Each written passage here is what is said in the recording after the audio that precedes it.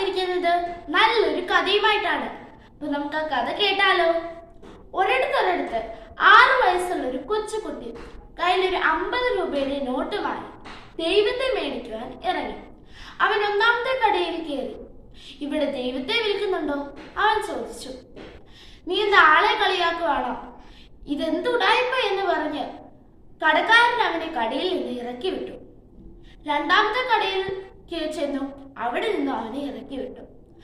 അങ്ങനെ പല കടകളിലും അവൻ കയറിയും ഇറങ്ങിയും പോന്നു. അങ്ങനെ സന്ധ്യയായി 20ാമത്തെ കടയിൽ അവൻ കയറി. കണ്ടാൽ ഒരു 60 വയസ്സ് പ്രായം തോന്നിക്കുന്ന മനുഷ്യനോട് അവൻ ചോദിച്ചു, ഇവിടെ ദൈവത്തെ വിൽക്കുന്നുണ്ടോ എന്ന്. ആ കടക്കാരൻ അവനോട് ചോദിച്ചു, എന്തിനാ നിനക്കിപ്പോ ദൈവത്തെ എന്ന്.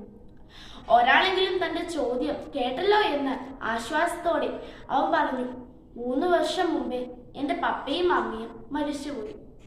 ഇപ്പോൾ എന്നെ നോക്കുന്നത് എൻ്റെ അങ്കിളാണ്. എന്നാൽ ഒരു ആക്സിഡന്റിൽ എൻ്റെ അങ്കിളും ഇപ്പോൾ ഹോസ്പിറ്റലിലാണ്. ഡോക്ടർ പറഞ്ഞു, ഇനി ദൈവത്തിന് മാത്രമേ നിന്റെ അങ്കിളിനെ രക്ഷിപ്പാൻ കഴിയുള്ളൂ എന്ന്. അവൻ വിചാരിച്ചത് ദൈവം എന്തോ ഒരു അത്ഭുതമാണ് എന്നാണ്.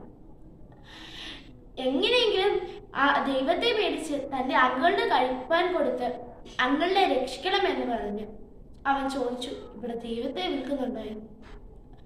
അവന്റെ ആ നിഷ്കളങ്കതമായ മനസ്സ് കണ്ട് കടക്കാരൻ ഒരല്പം തേൻ ഒരു ചെറിയ കുപ്പിയിലാക്കി അവന് കൊടുത്തു. ഇതാണ് ദൈവം, ഇത് നിന്റെ അങ്കിളിന് കഴിക്കാൻ കൊടുക്കണമെന്ന് പറഞ്ഞു. അവൻ സന്തോഷത്തോടെ ഹോസ്പിറ്റലിലേക്ക് ഓടി.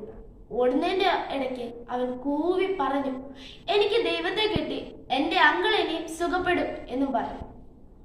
അങ്ങനെ പിറ്റേ ദിവസം ഒരു വലിയ മെഡിക്കൽ ടീം ആ ഹോസ്പിറ്റലിൽ വന്നു. അവർ അദ്ദേഹത്തെ ഏറ്റെടുത്തു. 1 മണിക്കൂറിന് ശേഷം അദ്ദേഹം വീണ്ടും ജീവിതത്തിലേക്ക് തിരിച്ചു വന്നു. ഇത് കുറച്ചു കഴിഞ്ഞപ്പോൾ ആ ഹോസ്പിറ്റലിലെ ബില്ല് ആ അങ്കിളിന് കിട്ടി. ആ ബില്ല് കണ്ട് ആ അങ്കിൾ ഞെട്ടിപ്പോയി. പക്ഷെ കുറച്ചു കഴിഞ്ഞപ്പോൾ ഒരു അനൗൺസ്മെന്റ് വന്നു, ക്ഷമിക്കണം, നിങ്ങളുടെ ബില്ലെല്ലാം ഓൾറെഡി അടച്ചതാണ് എന്ന്. അങ്കിൾ ഞെട്ടി. ഇതെന്താ സംഭവിക്കുന്നത് എന്ന് ചോദിച്ചു ആ കുട്ടിയോട്. ആ കുട്ടി എല്ലാ കഥയും പറഞ്ഞു. ദൈവത്തെ മേടിക്കുവാൻ പോയതും ദൈവത്തെ തന്ന ആ ആളിന്റെ കഥയെല്ലാം അങ്കിളിനോട് പറഞ്ഞു കൊടുത്തു. അങ്ങനെ അവർ ആ കടയിൽ ചെന്ന് നിറകണ്ണുകളോടെ നന്ദി പറഞ്ഞു. അപ്പോൾ ആ കടക്കാരൻ പറഞ്ഞു, എനിക്കല്ല നന്ദി പറയേണ്ടത്, നിങ്ങളുടെ ആ കുഞ്ഞിനെയാണ് നന്ദി പറയേണ്ടത്. ഒരു ദിവസം മുഴുവൻ ദൈവമുണ്ടോ എന്ന് ചോദിച്ചു നടന്ന ആ കൊച്ചാണ് നിങ്ങളെ രക്ഷിച്ചത്. ആ നിഷ്കളങ്കരും സ്നേഹവുമായ ആ ഹൃദയമാണ് നിങ്ങളെ രക്ഷിച്ചത്. ദൈവത്തിന് ഇത്രയും വിലയെ വരികയുള്ളൂ. ഒരു നിഷ്കളങ്കമായ ഹൃദയമാണ് ദൈവത്തിന് വില വരിക. നിഷ്കളങ്കതയും സ്നേഹവുമുള്ള ഒരു ഹൃദയത്തിന് മാത്രമേ ദൈവത്തെ കാണുവാൻ കഴിയുള്ളൂ.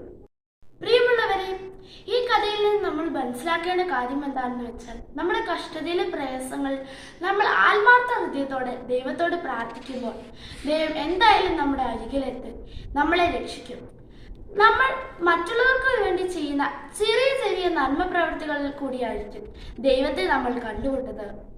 അപ്പോൾ നല്ലൊരു മനസ്സിൻ്റെയും നല്ലൊരു സ്നേഹമുള്ളതും നന്മയുമായ ഒരു മനസ്സിന് ഉടമയായി തീരുവാൻ ദൈവം നമ്മളെ എല്ലാവരെയും സഹായിക്കട്ടെ.